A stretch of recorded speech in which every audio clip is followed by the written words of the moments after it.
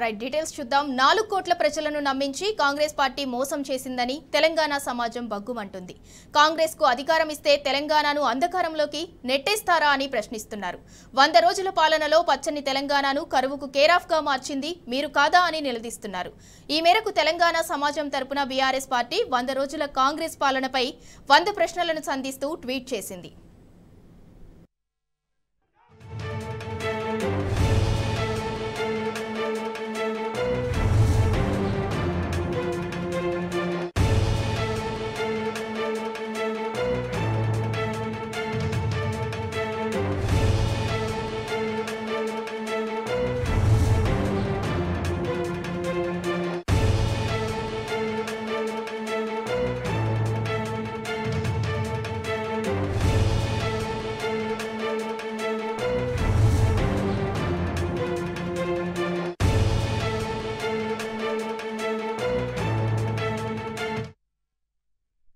నాలుగు కోట్ల ప్రజలను నమ్మించి కాంగ్రెస్ పార్టీ మోసం చేసిందని తెలంగాణ సమాజం బగ్గుమంటుంది.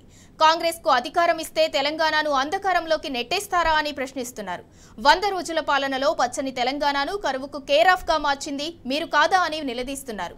ఈ మేరకు తెలంగాణ సమాజం తరపున బీఆర్ఎస్ పార్టీ 100 రోజుల కాంగ్రెస్ పాలనపై 100 ప్రశ్నలను సంధిస్తూ ట్వీట్ చేసింది.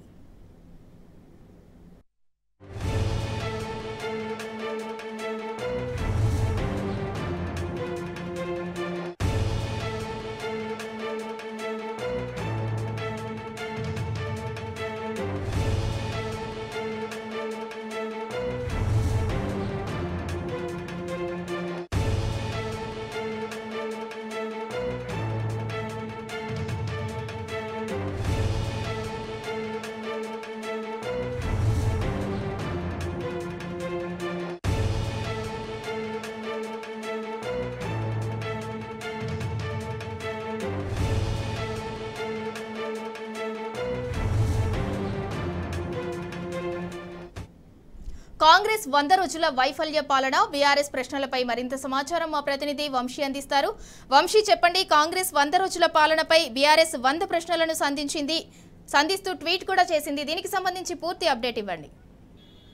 కాంగ్రెస్ ప్రభుత్వం అధికారంలోకి వచ్చి 100 రోజులు పూర్తయిన సందర్భంగా అటు బీఆర్ఎస్ పార్టీ ఒక ట్వీట్ చేసినటువంటి పరిస్థితి కూడా మనం చూస్తా ఉన్నాము. ఇప్పటికే అటు కాంగ్రెస్ ప్రభుత్వం ప్రజలకు ఇచ్చినటువంటి హామీలకు సంబంధించి కూడా బీఆర్ఎస్ పార్టీ ట్వీట్ చేయడం జరిగింది. 4 కోట్ల ప్రజలను నమ్మించి కాంగ్రెస్ పార్టీ మోసం చేసిందని, తెలంగాణ సమాజం బగ్గుమంటుందని కూడా, కాంగ్రెస్ కి అధికారం ఇస్తే తెలంగాణను ఏదైతే అంధకారంలోకి నెట్టేస్తారా అని కూడా ప్రశ్నిస్తున్నారు. 100 రోజుల పాలనలో పచ్చని తెలంగాణకు కరువుగా కేరాఫ్ గా మార్చిందని కూడా ఏదైతే ప్రశ్నించడం జరిగింది.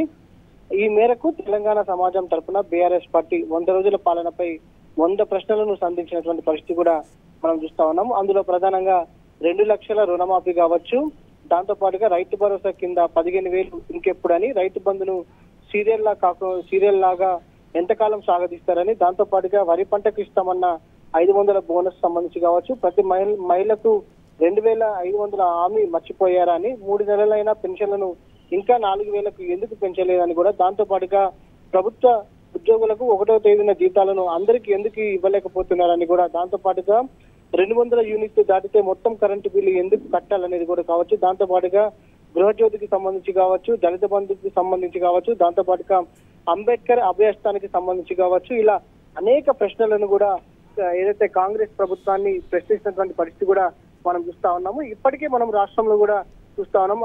ఏదైతే కరెంటు కోతలు కావచ్చు, దాంతో పాటుగా రైతులకు సాగునీరు లేనటువంటి పరిస్థితి కావచ్చు, ఇప్పటికే కరువుకి కేరాఫ్ అడ్రస్ గా మారుస్తున్నారని కూడా అటు బీఆర్ఎస్ పార్టీ ప్రశ్నిస్తున్నటువంటి పరిస్థితి కూడా మనం చూస్తా ఉన్నాము. కాంగ్రెస్ ప్రభుత్వాన్ని ప్రజెంట్ ఏదైతే 100 రోజులు పూర్తయిన సందర్భంగా ప్రజలకు ఇచ్చినటువంటి 6 గ్యారంటీలతో పాటుగా మిగతా హామీలను కూడా తక్షణమే అమలు చేయాలని కూడా, వాటిని పూర్తి చేయాలని కూడా అటు బీఆర్ఎస్ పార్టీ కాంగ్రెస్ ప్రభుత్వాన్ని ప్రశ్నిస్తున్నటువంటి పరిస్థితి కూడా మనం చూడొచ్చు. Right, thank you Vamsi.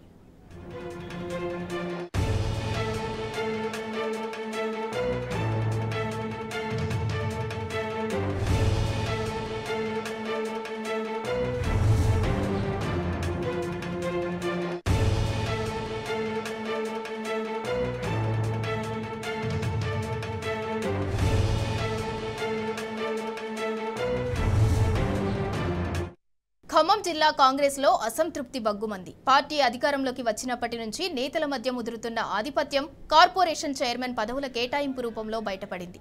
మొదటి నుంచి పార్టీని నమ్ముకున్న వారికి అన్యాయం జరుగుతుందని ఆరోపిస్తూ కాంగ్రెస్ కార్యకర్తలు నిరసనకు దిగారు. ఏకంగా జిల్లా పార్టీ కార్యాలయంలోనే ప్రెస్ మీట్ పెట్టి నిరసన తెలిపారు.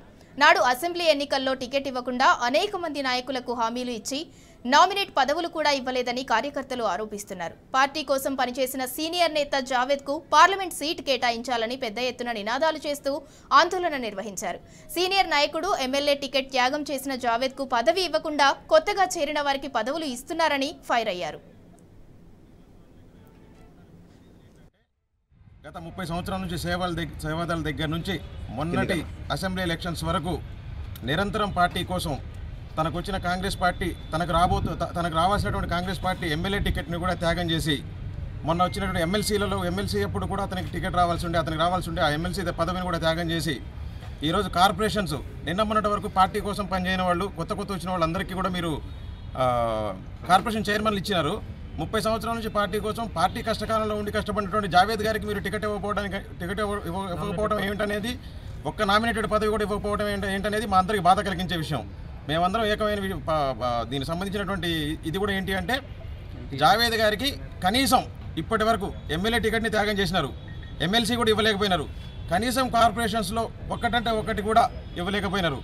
గత 20 సంవత్సరాల నుంచి 30 సంవత్సరాల నుంచి జావేద్ గారు అహర్నిశలు పార్టీ కోసం కష్టపడి ఎంతో త్యాగాలు చేసి పార్టీలో ఎవరు లేనప్పుడు కూడా పార్టీకి మనకు వెంట పెట్టుకొని పనిచేసిన నాయకుడు ఎవరైనా ఉన్నారంటే ఈ ఖమ్మం జిల్లా వ్యాప్తంగా ఖమ్మం టౌన్లో కూడా లోకల్ మొత్తంలో ఒక జావేద్ గారే.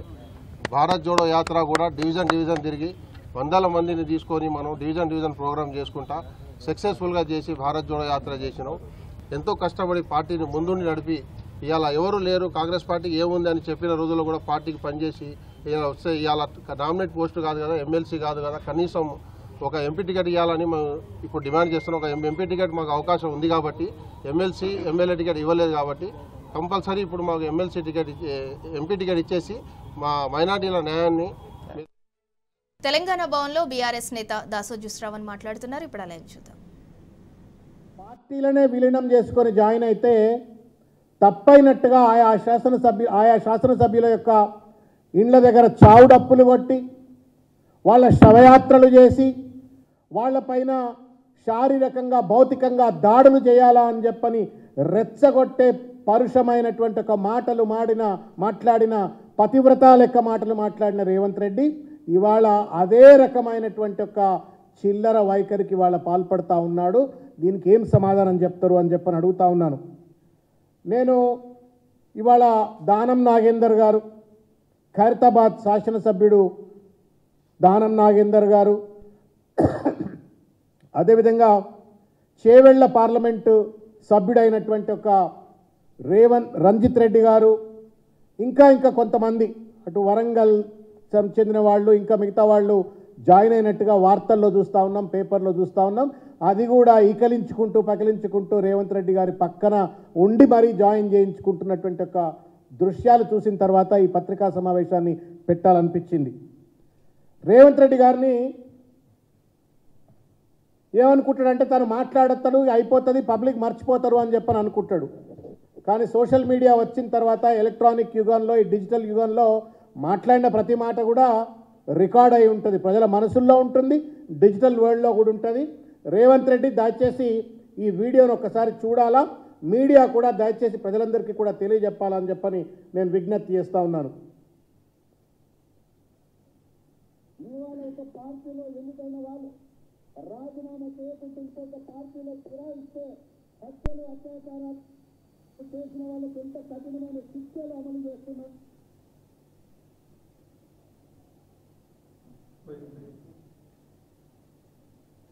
ఇవాళ ఒక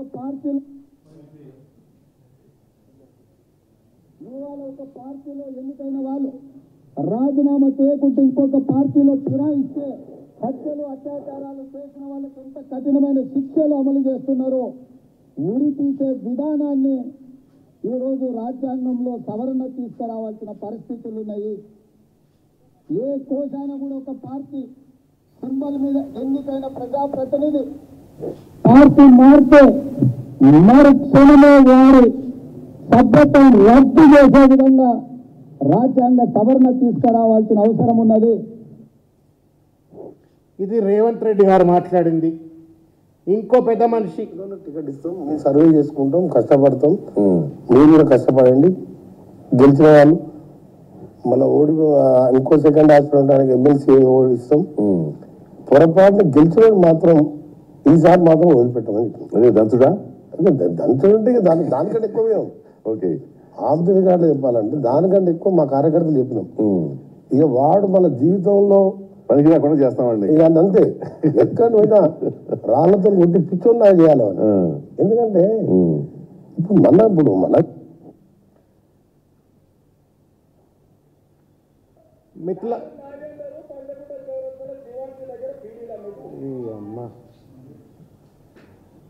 ఇద్దరు పతివ్రత శిరోమణులు రేవంత్ రెడ్డి గారు, కోమటిరెడ్డి వెంకటరెడ్డి గారు, ఇద్దరు శిరోమణులు ఏం మాట్లాడినరో మీరు విన్నారు. ఒక ఆయన ఏమంటున్నాడు, ఒక పార్టీ కండు కప్పుకొని ఆ పార్టీలో అధికారంలోకి వచ్చినాక కనుక పార్టీ మారినట్టయితే వాళ్ళను ఉరిదీసే చట్టాలు కావాలా అని చెప్పని మీడియా సాక్షిగా, అది కూడా గాంధీ టోపీ పెట్టుకొని గాంధీ భవన్ సాక్షిగా మాట్లాడినటువంటిది. నాకు తెలిసి అదేదో జెండా వందనం పండుగ నాడు 15th ఆగస్టు నాడు ఏదో మాట్లాడి ఉంటాడు. అంటే జాతి జెండా సమక్షంలో గాంధీ టోపీ పెట్టుకొని పచ్చి పతివ్రత శిరోమణి లెక్క రేవంత్ రెడ్డి గారు మాట్లాడిన మాట అది.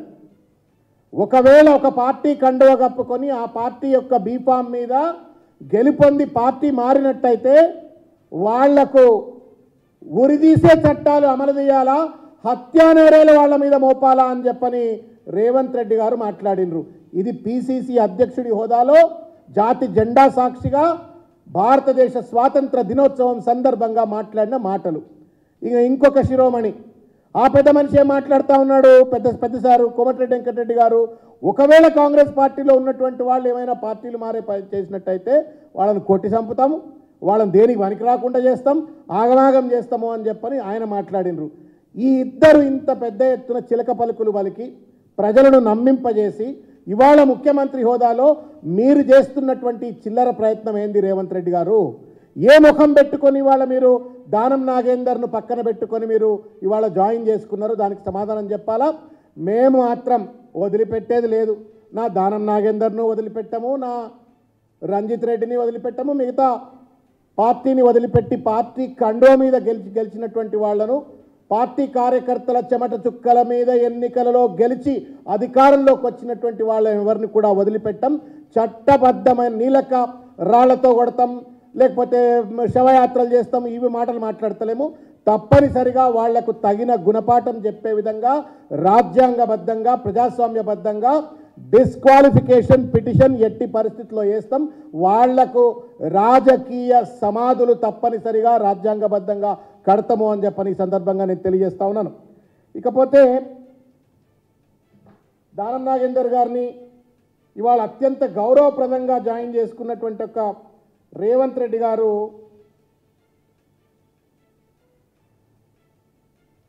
దానం నాగేందర్ గారు వినాలా, రేవంత్ రెడ్డి కూడా ఇద్దరు వినాలి. ఇది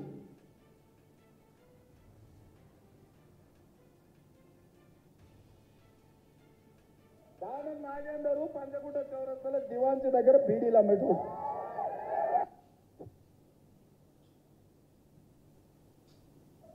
దానం నాగేందరు పంచగుట్ట చౌరస్తల దివాంచి దగ్గర బీడీలు అమ్మేటు. మరి దివాంచి దగ్గర బీడీలు అమ్ముకునేటువంటి ఒక దానం నాగేందర్ని వాళ్ళ గాంధీ భవన్ దగ్గర బీడీలు అమ్మిస్తావా రేవంత్ రెడ్డి? ఏ దానం నాగేందర్ గారినైతే పంజగుట్ట దివాంచి బార్ దగ్గర బీడీలు అమ్ముకుంటాడు అని చెప్పని ఏదైతే ప్రచారం చేసినావో, ఇవాళ గాంధీ భవన్లో రేవంత్ రెడ్డి తర్వాత ఇంకా మిగతా పెద్దలందరూ పక్కన నిలబడి దానం నాగేందర్ను జాయిన్ చేసుకొని గాంధీ భవన్ దగ్గర బీడీలు దానం నాగేందర్తో అమ్మిస్తావా? రేవంత్ రెడ్డి సమాధానం చెప్పాలని చెప్పని నేను కోరుతా ఉన్నాను. ఇకపోతే ఇంకొక ముఖ్యమైనటువంటి ఒక విషయం ఏంటంటే, ఇది దానం నాగేందర్ గారు సమాధానం చెప్పాలా. ఎందుకంటే ఆయన రిజిగ్నేషన్ లెటర్ ఇది. కాంగ్రెస్ పార్టీకి 22 జూన్ 2018 మిత్రులారా, 22 జూన్ 2018 నాడు గ్రేటర్ హైదరాబాద్ అధ్యక్ష హోదాలో గౌరవనీయులు దానం నాగేందర్ గారు ఇచ్చినటువంటి ఒక ప్రెస్ రిలీజ్ ఇది. Resignation from membership of primary membership of Congress party and AICC member Danam Nagender ex minister అని చెప్పని పెద్ద హెడ్డింగ్ తోటి దానం నాగేందర్ గారు ఇచ్చినటువంటి ఒక పత్రికా ప్రకటన. ఈ ప్రకటనలో 2 కీలకమైన అంశాలు ప్రజలందరికీ తెలిసే ఉంటుంది, అయినప్పటికీ కూడా నేను గుర్తు చేయదలుచుకున్నాను. దీంట్లో 2వ పారాగ్రాఫ్, ఇది గూగుల్లో కొడితే కూడా లెటర్ కనబడుతుంది, దొరుకుతుంది మీకు. దీంట్లో ఉన్నటువంటి ఒక 2వ పారాగ్రాఫ్లో ఏమంటాడంటే, ఇంగ్లీష్లో ఉంది ఇది. In recent times I have tried my best to explain to the party high command, both at the state and center, the changing political scenario in Telangana state, with particular reference to the welfare of backward class communities, which comprise of more than 50% of populace. All my appeals have fallen on deaf ears అని చెప్పని. తెలంగాణ రాష్ట్రంలో దాదాపు 50% పైగా ఉన్నటువంటి ఒక బీసీల యొక్క welfare ఏదైతే అణగదొక్కబడతా ఉందో, దీనికి సంబంధించిన అంశాలన్నీ కూడా వాళ్లకు రావాల్సిన సముచితమైనటువంటి ఒక న్యాయం, స్థానం పార్టీలో లభిస్తలేదు అని చెప్పని నేను పార్టీ హైకమాండ్కు చెప్తే, చెవిటోడి ముందు శంఖం ఊదినట్టుంది అని చెప్పని ఆ రోజు కాంగ్రెస్ పార్టీని వదిలిపెట్టేటువంటి ఒక సందర్భంలో 22 జూన్ 2018 నాడు దానం నాగేందర్ గారు చెప్పినారు. ఇంకా కూడా చెప్తారు, at the state level according importance to a section of community has alienated BCs, SCs, STs as well as minorities, besides creating a sense of insecurity and dissatisfaction among them. ఇంకా ఏమంటారంటే, ఒకే ఒక particular కులానికి చెందినటువంటి ఒక వాళ్లకు పార్టీలో అంతర్గతంగా పెద్ద ఎత్తున వాళ్లకు ప్రాబల్యం, ప్రాతినిధ్యం కల్పించడం వల్ల పార్టీలో ఉన్నటువంటి ఒక బీసీలు, ఎస్సీలు, ఎస్టీలు అణగదొక్కబడతా ఉన్నారు, అభద్రతకు గురవుతా ఉన్నారు, వాళ్ళు పెద్ద ఎత్తున అశాంతికి గురవుతున్నారు అని చెప్పని దానం నాగేందర్ గారు కాంగ్రెస్ పార్టీ పైన దాడి చేస్తూ, వాళ్ళను బదనాం చేస్తూ ఆ రోజు ఈ యొక్క రిజిగ్నేషన్ లెటర్ రాసిపోయినరు. ఇవాళ దానం నాగేందర్ గారిని అడుగుతా ఉన్నాం, ఏం మారింది చెప్పండి. రేవంత్ రెడ్డి గారు ఏమన్నారో మీరు విన్నారు. ఎన్నికలకు ముందు ఒకే ఒక సామాజిక వర్గం ఎదగాల, ఒకే ఒక సామాజిక వర్గం యొక్క ఆధిపత్యం ఉండాలా, వాళ్ళదే రాజ్యం ఉండాలా అని చెప్పిండు. అదే మాదిరిగా ఇవాళ కాంగ్రెస్ పార్టీని అంతా కూడా పోలరైజ్ చేసుకున్నారు. టికెట్లు ఒకే సామాజిక వర్గానికి దాదాపు 50% సీట్లు ఇచ్చిండ్రు. నిన్న డిక్లేర్ చేసిన కార్పొరేషన్ సీట్లు కూడా దాదాపు 40% ఒకే సామాజిక వర్గానికి ఇచ్చిండ్రు. ఏం ముఖం పెట్టుకొని పోయినవు దానం నాగేందర్ గారు ఇవాళ మళ్ళా 2018కి 2024 మార్చికి ఏం మార్పులు వచ్చినాయో చెప్పు దయచేసి. ఆయా అధికారంలో లేని రోజే బీసీ, ఎస్సీ, ఎస్టీలకు అన్యాయం జరుగుతుందని చెప్పని కాంగ్రెస్ పార్టీని వదిలిపెట్టినావు. ఇవాళ రేవంత్ రెడ్డి నేతృత్వంలో ఒక సామాజిక వర్గ ఆధిపత్యం కోసం ఆయన జెండా ఎత్తుకొని నిటారుగా నిలబడి ఆయన కొట్లాడుతూ ఉంటే, ఏ బీసీ, ఎస్సీ, ఎస్టీ మైనారిటీకి న్యాయం జరిగిందని చెప్పని ఇవాళ కాంగ్రెస్ పార్టీలకు పోయినావు చెప్పు దయచేసి, సమాధానం చెప్పు. సీట్లు ఏమైనా 119 సీట్లలో 60 సీట్లు ఏమైనా బీసీలకు ఇచ్చిందని పోయినావా? లేదు ఇవాళ డిక్లేర్ చేసినటువంటి 37 కార్పొరేషన్లలో దాదాపు 50% కార్పొరేషన్లు బీసీ, ఎస్సీ, ఎస్టీ మైనారిటీలకు 60-70% ఇచ్చిందని చెప్పని పోయినవా? ఏమని పోయినావు దానం నాగేందర్ గారు? ఒక బీసీ నాయకుడివి, బలమైన నాయకుడివి, ఇంత సుదీర్ఘమైనటువంటి రాజకీయ చరిత్ర కలిగిన నాయకుడివి, బీసీలకు ఏదో భరోసాగా ఉండవంటే భావదారిద్ర్యంతో బానిస లెక్క మళ్ళీ ఇవాళ ఒక సామాజిక వర్గ ఆధిపత్యం కావాలని చెప్పని కొమ్ముగాస్తున్నటువంటి ఒక రేవంత్ రెడ్డి పంచన చేరి వాళ్ళ బీసీల నోళ్లలో మన్నుగొట్టినో, వాళ్ళ ఆత్మగౌరవాన్ని కించపరిచినవు దానం నాగేందర్ అనే విషయాన్ని గుర్తు చేస్తూ, చివరిగా చాలా మాట్లాడండు రేవంత్ రెడ్డి. పార్టీలు మారిన వాళ్ళపైన డబ్బులు ఇచ్చి కొనుక్కున్నారని చెప్పని, సిబిఐ కేసులు పెట్టాలని చెప్పని, పార్టీ ఫిరాయిస్తే ఉరిదీయాలని చెప్పని, పార్టీ ఫిరాయిస్తే రాళ్లతో కొట్టాలని చెప్పని, పార్టీ ఫిరాయిస్తే శవయాత్రలు చేయాలని చెప్పని, మరి వాళ్ళ రంజిత్ రెడ్డి, లేకపోతే దానం నాగేందర్, ఇంకా పసుడూరి దయాకర్, ఇంకా చాలామంది ఎవరెవరో కొంతమంది 4-5 మారినట్టున్నారు. వాళ్ళందరిపైన కూడా సిబిఐ కేసులు పెడతావా రేవంత్ రెడ్డి? వాళ్ళందరిపైన కూడా శవయాత్రలు చేస్తావా?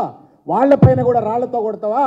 వాళ్ళపైన కూడా ఉరిదీసే చట్టాలు తీసుకురావాలని చెప్పని డిమాండ్ చేస్తావా అని చెప్పని ఈ సందర్భంగా తెలియజేస్తూ రేవంత్ రెడ్డి చెప్పే నీతులేం ఒకటి, చేసే పనులు ఒకటి. ఇటువంటి పనికిరాని పనుల వల్ల బీఆర్ఎస్ ఏదో నష్టపోతుంది అనుకుంటే అంతకంటే మూర్ఖత్వం ఇంకోటి లేదు. నువ్వే చెప్పినావు నిన్న రేవంత్ రెడ్డి, ఆంధ్రాలో షర్మిలమ్మ గారి పక్కన నిలబడి ఆంధ్రాలో కాంగ్రెస్ పార్టీ మీటింగ్లో ఒక మాట అన్నాడు. హుజూరాబాద్లో 3000 ఓట్లు వచ్చినాయి, ఓడిపోయినాం, పార్టీ పని అయిపోయింది అనుకున్నాం, అయినప్పటికీ కూడా కొట్లాడినాం, గెలిచినాం అనుకొని రేపు పొద్దుగాల ఇవాళ 37%, ఇవాళ 3000 ఓట్లు నీకు లభించిందో చేయాలా, 37% ఓట్లు సాధించినటువంటి ఒక పార్టీగా కేసీఆర్ గారి యొక్క నాయకత్వంలో తప్పనిసరిగా పార్టీ మళ్ళా పూర్వ వైభవాన్ని తెచ్చుకుంటుంది. ఎవరైతే ఇవాళ పార్టీలు మారుతున్నారో వాళ్ళందరూ కూడా ప్రాయశ్చిత్త పడతారు అనేటువంటి ఒక విషయాన్ని నేను గుర్తు చేస్తూ, ఈ పనికిరాని ప్రయత్నాలు మాను. బీఆర్ఎస్ని ఏదో వెన్నుపోటు పడవాలా, పార్టీని ఏదో నష్టపరచాలా, పొద్దున్న లేస్తే అదేదో సిజోఫ్రెనియా పేషెంట్ లెక్క నన్నెవడో కూలుస్తుండు, నా ప్రభుత్వాన్ని కూలుస్తుండు అని చెప్పని రేవంత్ రెడ్డి మాట్లాడుతూ ఉన్నాడు. ఎవరికి నిన్ను కూల్చేటువంటి ఒక అవసరము లేదు. నీ పార్టీలో ఉన్నోడిని చక్కగా చూసుకో ఫస్ట్. నువ్వు చాలామంది ముఖ్యమంత్రులు కావాలని కలలుగా అంటున్నారు, వాళ్ళని చూసుకో ఫస్ట్. నువ్వు ఇవన్నీ పక్కన పెట్టు. మొదలు ప్రజలకు ఇచ్చిన వాగ్దానాలను అమలు చేయకుండా పార్టీ ఫిరాయింపులను ప్రోత్సహించటము, మరో పక్కన ప్రభుత్వం కూలిపోతుందని చెప్పని చిల్లర మల్లర ప్రయత్నాలు చేయటము, ఇది మానుకోవాలా. ప్రజలు ఏ నమ్మకంతో విశ్వాసంతో నీకు ఓట్లేసినరో, నీ 6 గ్యారంటీలు కావచ్చు, నీ BC SC ST minority declaration కావచ్చు, రైతు డిక్లరేషన్ కావచ్చు, ఇటువంటి అన్ని కూడా అమలు చేసి ప్రజలకు అండగా ఉండేది పోయి ఈ అడ్డమైనటువంటి ఒక పనులు చేసి వాళ్ళ రాజకీయాన్ని ప్రభుత్వాన్ని చులకన చేసేటువంటి ఒక ప్రయత్నం రేవంత్ రెడ్డి గారు చేయొద్దని చెప్పని విజ్ఞప్తి చేస్తా ఉన్నాను.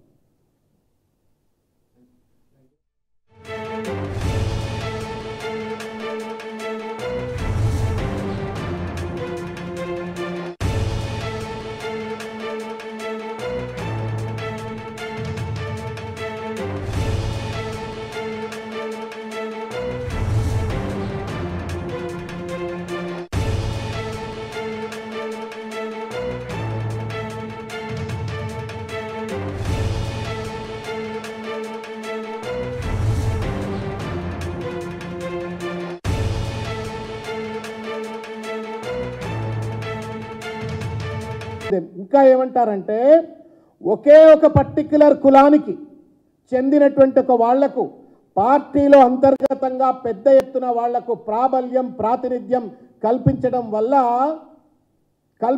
వల్ల పార్టీలో ఉన్నటువంటి ఒక బీసీలు ఎస్సీలు ఎస్టీలు అణగదొక్కబడతా ఉన్నారు, అభద్రతకు గురవుతా ఉన్నారు, వాళ్ళు పెద్ద ఎత్తున అశాంతికి గురవుతున్నారు అని చెప్పని దానం నాగేందర్ గారు కాంగ్రెస్ పార్టీ పైన దాడి చేస్తూ వాళ్ళను బదనాం చేస్తూ ఆ రోజు ఈ యొక్క రిజిగ్నేషన్ లెటర్ రాసిపోయినరు. ఇవాళ దానం నాగేందర్ గారిని అడుగుతా ఉన్నాం, ఏం మారింది చెప్పండి. రేవంత్ రెడ్డి గారు ఏమన్నారో మీరు విన్నారు. ఎన్నికలకు ముందు ఒకే ఒక సామాజిక వర్గం ఎదగాల, ఒకే ఒక సామాజిక వర్గం యొక్క ఆధిపత్యం ఉండాలా, వాళ్ళదే రాజ్యం ఉండాలా అని చెప్పిండు. అదే మాదిరిగా ఇవాళ కాంగ్రెస్ పార్టీని అంతా కూడా పోలరైజ్ చేసుకున్నారు. టికెట్లు ఒకే సామాజిక వర్గానికి దాదాపు 50% సీట్లు ఇచ్చిండ్రు. నిన్న డిక్లేర్ చేసిన కార్పొరేషన్ సీట్లు కూడా దాదాపు 40% ఒకే సామాజిక వర్గానికి ఇచ్చిండ్రు. ఏం ముఖం పెట్టుకొని పోయినవు దానం నాగేందర్ గారు ఇవాళ మళ్ళా 2018కి 2024 మార్చికు ఏం మార్పులు వచ్చినాయో చెప్పు దయచేసి. ఆయా అధికారంలో లేని రోజే బీసీ ఎస్సీ ఎస్టీలకు అన్యాయం జరుగుతుందని చెప్పని కాంగ్రెస్ పార్టీని వదిలిపెట్టినావు. ఇవాళ రేవంత్ రెడ్డి నేతృత్వంలో ఒక సామాజిక వర్గ ఆధిపత్యం కోసం ఆయన జెండా ఎత్తుకొని నిలబడి నిటారుగా నిలబడి ఆయన కొట్లాడుతూ ఉంటే ఏ బీసీ ఎస్సీ ఎస్టీ మైనారిటీకి న్యాయం జరిగిందని చెప్పని ఇవాళ కాంగ్రెస్ పార్టీలకు పోయినావు చెప్పు దయచేసి సమాధానం చెప్పు. సీట్లు ఏమైనా 119 సీట్లలో 60 సీట్లు ఏమైనా బీసీలకు ఇచ్చిందని పోయినావా? లేదు ఇవాళ డిక్లేర్ చేసినటువంటి 37 కార్పొరేషన్లలో దాదాపు 50% కార్పొరేషన్లు బీసీ ఎస్సీ ఎస్టీ మైనారిటీలకు 60-70% ఇచ్చిందని చెప్పని పోయినావా? ఏమని పోయినావు దానం నాగేందర్ గారు? ఒక బీసీ నాయకుడివి, బలమైన నాయకుడివి, ఇంత సుదీర్ఘమైనటువంటి రాజకీయ చరిత్ర కలిగిన నాయకుడివి, బీసీలకు ఏదో భరోసాగా ఉండవంటే భావదారిద్ర్యంతో బానిస లెక్క మళ్ళీ ఇవాళ ఒక సామాజిక వర్గ ఆధిపత్యం కావాలని చెప్పని కొమ్ముగాస్తున్నటువంటి ఒక రేవంత్ రెడ్డి పంచన చేరి వాళ్ళ బీసీల నోళ్లలో మన్ను కొట్టినో వాళ్ళ ఆత్మగౌరవాన్ని కించపరిచినవు దానం నాగేందర్ అనే విషయాన్ని గుర్తు చేస్తూ చివరిగా చాలా మాట్లాడండి రేవంత్ రెడ్డి. పార్టీలు మారిన వాళ్ళపైన డబ్బులు ఇచ్చి కొనుక్కున్నారని చెప్పని సిబిఐ కేసులు పెట్టాలని చెప్పని, పార్టీ ఫిరాయిస్తే ఉరిదీయాలని చెప్పని, పార్టీ ఫిరాయిస్తే రాళ్లతో కొట్టాలని చెప్పని, పార్టీ ఫిరాయిస్తే శవయాత్రలు చేయాలని చెప్పని మరి వాళ్ళ రంజిత్ రెడ్డి, లేకపోతే దానం నాగేందర్, ఇంకా పసురూరి దయాకర్, ఇంకా చాలామంది ఎవరెవరో కొంతమంది 4-5 మారినట్టున్నారు. వాళ్ళందరిపైన కూడా సిబిఐ కేసులు పెడతావా రేవంత్ రెడ్డి? వాళ్ళందరిపైన కూడా శవయాత్రలు చేస్తావా? వాళ్ళపైన కూడా రాళ్లతో కొడతావా? వాళ్ళపైన కూడా ఉరిదీసే చట్టాలు తీసుకురావాలని చెప్పని డిమాండ్ చేస్తావా అని చెప్పని ఈ సందర్భంగా తెలియజేస్తూ, రేవంత్ రెడ్డి చెప్పే నీతులే ఒకటి, చేసే పనులు ఒకటి. ఇటువంటి పనికిరాని పనుల వల్ల బీఆర్ఎస్ ఏదో నష్టపోతుంది అనుకుంటే అంతకంటే మూర్ఖత్వం ఇంకోటి లేదు. నువ్వే చెప్పినావు నిన్న రేవంత్ రెడ్డి, ఆంధ్రాలో షర్మిలమ్మ గారి పక్కన నిలబడి ఆంధ్రాలో కాంగ్రెస్ పార్టీ మీటింగ్లో ఒక మాట అన్నాడు. హుజూరాబాద్లో 3000 ఓట్లు వచ్చినాయి, ఓడిపోయినాం, పార్టీ పని అయిపోయింది అనుకున్నాం, అయినప్పటికీ కూడా కొట్లాడినాం, గెలిచినాం అనుకొని రేపు పొద్దుగాల ఇవాళ 37%, ఇవాళ 3000 ఓట్లు నీకు లభించిందో చేయాలా, 37% ఓట్లు సాధించినటువంటి ఒక పార్టీగా కేసీఆర్ గారి యొక్క నాయకత్వంలో తప్పనిసరిగా పార్టీ మళ్ళా పూర్వ వైభవాన్ని తెచ్చుకుంటుంది. ఎవరైతే ఇవాళ పార్టీలు మారుతున్నారో వాళ్ళందరూ కూడా ప్రాయశ్చిత్త పడతారు అనేటువంటి ఒక విషయాన్ని నేను గుర్తు చేస్తూ, ఈ పనికిరాని ప్రయత్నాలు మాను. బీఆర్ఎస్ని ఏదో వెన్నుపోటు పడవాలా, పార్టీని ఏదో నష్టపరచాలా, పొద్దున్న లేస్తే అదేదో సిజోఫ్రెనియా పేషెంట్ లెక్క నన్నెవడో కూలుస్తుండు, నా ప్రభుత్వాన్ని కూలుస్తుండు అని చెప్పని రేవంత్ రెడ్డి మాట్లాడుతూ ఉన్నాడు. ఎవరికి నిన్ను కూల్చేటువంటి ఒక అవసరము లేదు. నీ పార్టీలో ఉన్నోడిని చక్కగా చూసుకో ఫస్ట్. నువ్వు చాలామంది ముఖ్యమంత్రులు కావాలని కలలు అంటున్నారు, వాళ్ళని చూసుకో ఫస్ట్. నువ్వు ఇవన్నీ పక్కన పెట్టు. మొదలు ప్రజలకు ఇచ్చిన వాగ్దానాలను అమలు చేయకుండా పార్టీ ఫిరాయింపులను ప్రోత్సహించటము, మరో పక్కన ప్రభుత్వం కూలిపోతుందని చెప్పని చిల్లరమల్లర ప్రయత్నాలు చేయటము, ఇది మానుకోవాలా. ప్రజలు ఏ నమ్మకంతో విశ్వాసంతో నీకు ఓట్లేసినరో, నీ 6 గ్యారంటీలు కావచ్చు, నీ BC SC ST minority declaration కావచ్చు, రైతు డిక్లరేషన్ కావచ్చు, ఇటువంటి అన్ని కూడా అమలు చేసి ప్రజలకు అండగా ఉండేది పోయి ఈ అడ్డమైనటువంటి ఒక పనులు చేసి వాళ్ళ రాజకీయాన్ని ప్రభుత్వాన్ని చులకన చేసేటువంటి ఒక ప్రయత్నం రేవంత్ రెడ్డి గారు చేయొద్దని చెప్పని విజ్ఞప్తి చేస్తా ఉన్నాను.